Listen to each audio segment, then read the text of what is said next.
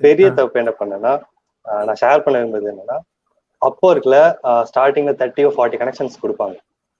அதை வச்சு அவங்க போடுற போஸ்ட் எல்லாமே எல்லா ஒர்க்கும் என்னால பண்ண முடியும். இது என்னால பண்ண முடியும், போயிட்டு அப்ளை பண்ணிடுவேன். இதனால பண்ண முடியும், அப்ளை பண்ணுங்க. காலி ஆயிடுச்சு.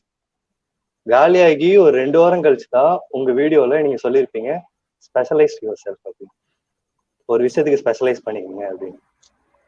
அப்புறம் நான் நினைச்சேன், எல்லாமே என்னால பண்ண முடியும், எல்லாத்துக்கும் அப்ளை பண்றதை விட நீங்க சொன்ன மாதிரி ஒரு விஷயத்த மட்டும் ஃபோக்கஸ் பண்ணி அதுக்கான திருப்பி அதுக்கு ட்ரை பண்ணியிருந்தேன்னா கண்டிப்பா கிடைச்சிருக்கும் அப்படின்னு இன்னும் ட்ரை பண்ணிட்டு தான் இருக்கேன்.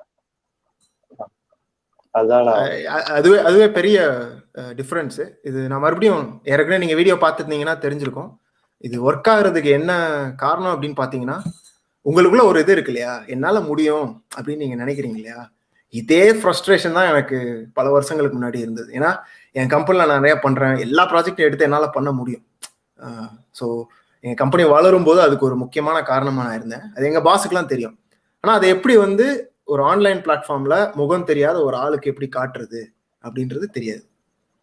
அதே மாதிரி இப்போ உங்களை பார்க்கும்போது உண்மையாவே சொல்லணும்னா ஒரு நம்பிக்கை வருது. சரி, வினோத் ஒரு பக்குவமா பேசுறாரு, பண்ணுவாரு, ஒரு நம்பிக்கை வருது. டெக்ஸ்ட்ல பார்க்கும்போது அதெல்லாம் ஒண்ணுமே தெரியாது. ரெண்டாவது, டெக்ஸ்ட்ல நம்ம நல்லா இருந்தாலும் ஒரு கிளைண்டோட பார்வையில இருந்து அவங்க ஒரு 30-40 கனெக்ஷன் வரும். எல்லாரும் உங்களை மாதிரி நேர்மையா இருக்க மாட்டாங்க. இது ஒரு விதமான என்ன சொல்றது, ஒரு வருத்தத்துக்குரிய விஷயம். அப்ப இதெல்லாம் தாண்டி இதெல்லாம் காம்பன்சேட் பண்றதுக்கு நம்மளுடைய மெசேஜிங்ல ஒர்க் அவுட் பண்ணுவோம். அதுதான் ஸ்பெஷலைசேஷன் நான் சொன்னது. ஓகே, ஸோ உங்களுக்கு ஏதாவது ஸ்பெசிஃபிக் கேள்விகள் இருக்கா? இப்போ உங்களுக்கு ஸ்பெஷலைசேஷன் பண்ணேன்னு சொன்னீங்க இல்லையா, எதுல எப்படி ஸ்பெஷலைஸ் பண்ணீங்க? விஎஃப்எக்ஸ்னா ஜென்ரலா எல்லாமே பண்ணாம கிளீனப் அப்படின்ற ஒரு விஷயத்தை மட்டும் எடுத்துக்கிட்டேன். ஃபார் எக்ஸாம்பிள், இந்த ரோப்பு கட்டி தொங்கும்போது ரோப்பை கிளீன் பண்றது, அதுக்கான அந்த கிளீனப் ஆர்டிஸ்ட் அப்படின்னு போட்டு இப்போ கொஞ்ச நாளா ஒரு 1 வீக்கா வெறும் கிளீனப் ப்ராஜெக்ட் மட்டும் வந்தா அதை ஃபோக்கஸ் பண்ணி அதுக்கு மட்டும் ப்ரொபோசல் ரெடி பண்ணி அதுக்கு மட்டும் சென்ட் பண்ணிட்டு இருக்கேன். ஓகே, சோ கிளீனப் ப்ராஜெக்ட் வருது, அப்ப அதுக்குன்னு ஃபோக்கஸ்டா வருது. வருது. ஸ்பெஷலா சர்ச் கீவேர்ட்ல கிளீனப்னு சர்ச் பண்ணாலே அதுக்கான ப்ராஜெக்ட்ஸ் வரும். Okay, this is already great. ஏன்னா அதுதான் நான் ரிசர்ச் பண்றது. எனக்கு சக்சஸ் வரக்கு முன்னாடி நான் என்ன பண்ணுவேன்னா, இப்போ நம்ம ஒரு பாட்காஸ்ட் நான் ரொம்ப நாளா போடல. நம்ம வாசகர் ஒருத்தருக்கு பயங்கரமான வெற்றி அவர், ஆனா அவர் மூஞ்ச காட்டக்கூடாது, ஒன்றும் கம்பெனில வேலை பார்க்காத, அதனால நான் ஒன்றும் பண்ணல. அவர் என்ன பண்ணார்னா, அவர் என்ன பண்ணுவார்னா, ஒரு விஷயம் பண்றதுக்கு முன்னாடி உட்காந்து 300-400 ஜாப் போஸ்ட் படிப்பேன் அப்படின்னு சொன்னாரு. 300-400 படிக்க தேவையில்லை, பட் நீங்க ஆல்ரெடி வேலிடேட் பண்ணிட்டீங்க. என்னன்னா, ஒரு மார்க்கெட்ல கிளீன் அப் அப்படின்னு போட்டு வர்றாங்க ஒண்ணு, இதுலயே ஒரு 20 பேர் அப்ளை பண்றாங்க அப்படின்னா நீங்க தனியா தெரிவிங்க ஒண்ணு.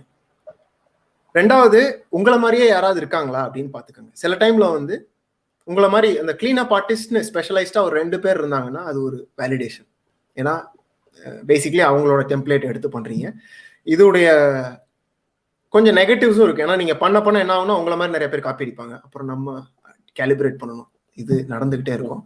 பட் ஆல்ரெடி நான் சொல்லுவேன், இது வாழ்த்துக்கள். இதே மாதிரி இது ஃபர்ஸ்ட் டைம்ல நீங்க உங்களுக்கு ஒர்க் அவுட் ஆகலைனாலும் நீங்க என்ன பண்ணலாம்னா, எனக்கு நம்மளுடைய வாசகர் சொன்ன டிப்ஸ் தான் ஆக்சுவலி. அவர்கிட்ட எனக்கு பழசு ஞாபகம் வந்து என்னன்னா, நீங்க போய் மறுபடியும் உங்க விஎஃப்எக்ஸ் சைட்ல என்னென்னலாம் ஜாப் போஸ்ட் வருதுன்னு பாருங்க. அதை படிக்க உங்களுக்கு ஓகே இந்த மாதிரிலாம் வருது, பேட்டர்ன் தெரிய ஆரம்பிச்சிடும். சரி, இந்த மாதிரி ஜாப், இந்த மாதிரி ஜாப், அதுக்கப்புறம் நீங்க சேஞ்ச் பண்ணிக்கலாம்.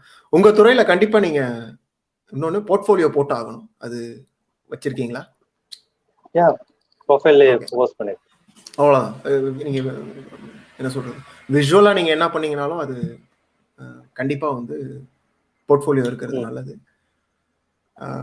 அவ்வளவுதான். வேற எதுவும் எனக்கு பெருசா ஆட் பண்றதுக்குன்னு இப்போ இல்லை.